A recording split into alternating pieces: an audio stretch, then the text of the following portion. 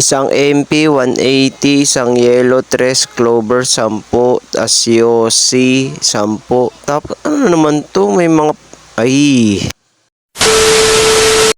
So ayun na nga, habang nag-aasikaso nga ako ng bumibili sa tindahan ay nakita ko nga itong mga parcel sa Cleopatra. O baka isipin nyo naman, napakadami ko namang ino-order sa online. Bali matagal ko na nga itong mga na-order, halos ilang buwan na nga rin itong naipon. Dahil na din sa hindi nasahang pagkakataon ay hindi na nga ako gaano nakakagamit ng cellphone. Nag-iisa na nga lang kasi itong gamit naming telepono at apat pa kami ng asawa at mga anak ko ang nagpapalitan dito matapos nakawin yung cellphone ni Kube. Basta tama na ang paliwanag at sabay-sabay na nating buksan kung ano-ano ang mga nilalaman ng mga paketing ito. Bali, unahin ko na nga itong kalo.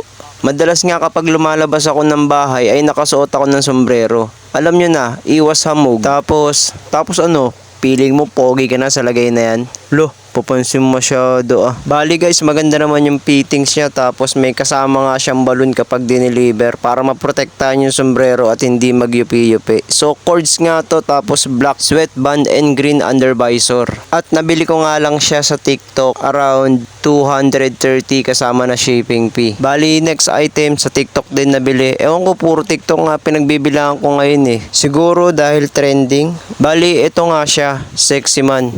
Uy, hindi ito Viagra or something ah. Pabango to. Bali, nakita ko nga si Maria Osawa na nagla-live sa TikTok. Pero hindi ko sa kanya nabili yun ah.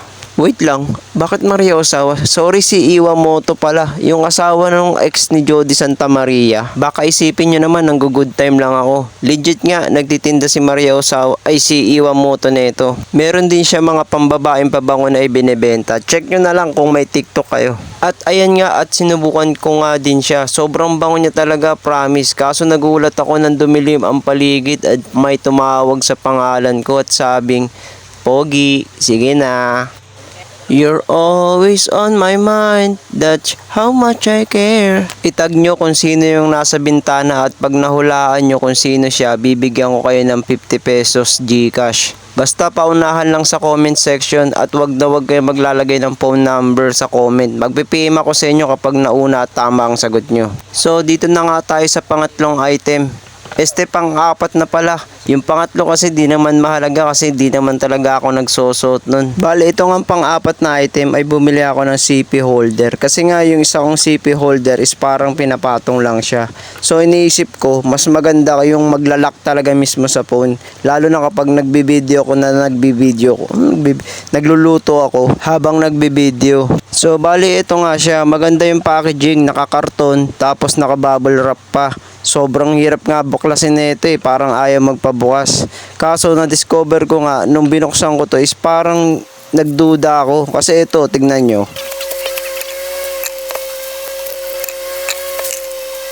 Ito siya oh, maalikabok, tapos parang hindi ko sure kung luma. Kaya nag-message ako dito sa seller eh.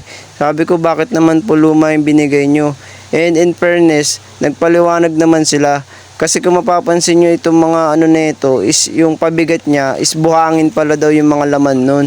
So siguro sa packaging or sa pag-travel nito naalog yung mga buhangin kaya siguro lumabas at ayan naalikabukan. Pero kayo nang bahalang humusga at siguro hanggang dito na lang din muna. At kita-kits na lang tayo ulit sa susunod na budol serye dito sa aking page.